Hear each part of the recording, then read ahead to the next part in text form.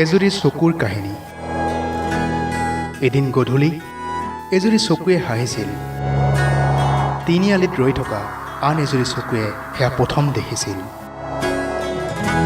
এটা সাধু কথাৰ আৰম্ভণি। আকাশ বৰ্ণ এজুৰি চকু, অন্তৰলীন কৰোণতাৰে ভৰা জীয়া জীয়া এজুৰি চকু, অবাক বিস্ময়ত মুগ্ধ। কাৰ ৰূপে বাৰু মোহিছিল সেই চকুজুৰি?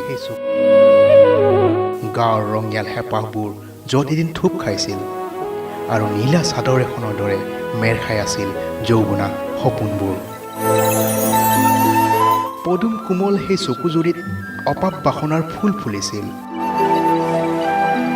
উশাহৰ তালে তালে দুলি দুলি নাচি উঠিছিল উতনোৱা দেহ মন প্ৰাণ। দুখৰ দিনৰ বিষণ্ণতা, অন্তহীন হাহাকাৰৰ মাজতো আজিও বিচাৰি ফুৰোঁ সেই চকুজুৰি।